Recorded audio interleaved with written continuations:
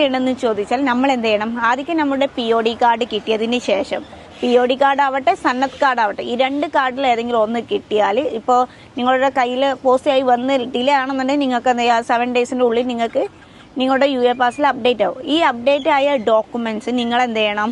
RTA customer happiness സെൻറ്ററിൻ്റെ സൈറ്റിൽ കയറിയിട്ട് അതിൽ നോൾ എന്ന് ടൈപ്പ് ചെയ്തിട്ട് നോൾ കാർഡിൻ്റെ സെക്ഷൻ വരും. അതിൽ നോൾ ചൂസ് ദ നോൾ എന്നുണ്ടാവും. അതിൽ ക്ലിക്ക് ചെയ്താൽ ബ്ലൂ കളറിൽ കാണുന്നതാണ് എന്ത് പേഴ്സണൽ കാർഡ്. അതാണ് നമ്മൾ എന്ത് ഡിസബിലിറ്റി ആയിട്ടുള്ള ഒരാൾക്ക് കൊടുക്കുന്ന കാർഡ്. അപ്പോൾ എന്ത് ചെയ്യുക? നിങ്ങൾ ആ പേഴ്സണൽ കാർഡിൽ ക്ലിക്ക് ചെയ്തിട്ട് അപ്ലൈ നൗ എന്നുണ്ടാവും. അതിൽ ക്ലിക്ക് ചെയ്യുക.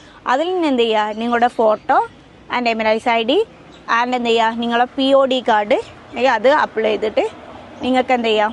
സബ്മിറ്റ് ചെയ്യാം. വിത്തിൻ 2 ഡേയ്സിൻ്റെ ഉള്ളിൽ നിങ്ങളുടെ ലൊക്കേഷൻ ഏതാണോ അതിലേക്ക് വരും.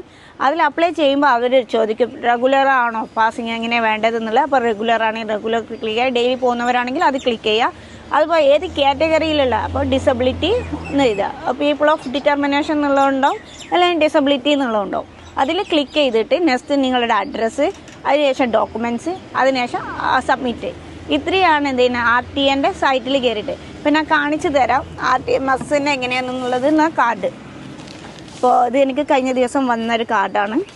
അപ്പോൾ അതുപോലെ നല്ല കവറായി 2 ഡേയ്സിൻ്റെ ഉള്ളിൽ തന്നെ നമുക്ക് എന്ത് ചെയ്യും? RTA അത് പ്രൊവൈഡ് ചെയ്യും. അതിൽ കാർഡിൽ എങ്ങനെയാ വെച്ചാൽ ഡിസബിലിറ്റി ആയിട്ടുള്ള ഒരാൾക്ക് വരുന്ന കാർഡ് എന്താ ഇതുപോലെ ആയിരിക്കും. ഫോട്ടോ ഒക്കെ ഒട്ടിച്ച് നമ്മുടെ പേര്, ഡീറ്റെയിൽസ്, കാര്യങ്ങളൊക്കെ ഉണ്ടായിട്ട് ഉള്ള ഒരു കാർഡ് ആയിക്കാരം. ഇത് വെച്ചാണ്ട് വേണം നമ്മൾ എന്ത് ചെയ്യണം? ട്രാൻസ്പോർട്ടേഷനിൽ യൂസ് ചെയ്യാൻ. അപ്പോൾ നമ്മൾ RTAൻ്റെ കാർഡിൽ നമുക്ക് വന്ന ബെനിഫിറ്റ്സ് എന്തൊക്കെയാണെന്നുള്ളതാണ് ഞാൻ നിങ്ങൾക്ക് പറഞ്ഞുതരാൻ പോകുന്നത്.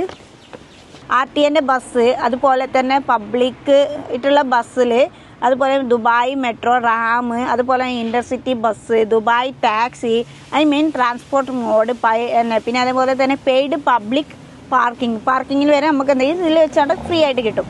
പിന്നെ അതുപോലെ തന്നെ payment four shopping difference machine, അതായത് നമ്മൾ ഷോപ്പിംഗ് ചെയ്യുന്ന ചില ഇതിൽ ഷോപ്പിങ്ങിൽ നമുക്ക് ഈ ഡിസ്കൗണ്ട് കാർഡ് കിട്ടുന്നുണ്ട്, ഇതിൽ വെച്ചാണ് കിട്ടുന്നുണ്ട്. പിന്നെ അതേപോലെ പെട്രോൾ സ്റ്റേഷൻ, അതുപോലെ തന്നെ സ്റ്റോർ, ഇത്രയെല്ലാം നമുക്ക് എന്ത് ചെയ്യണേ?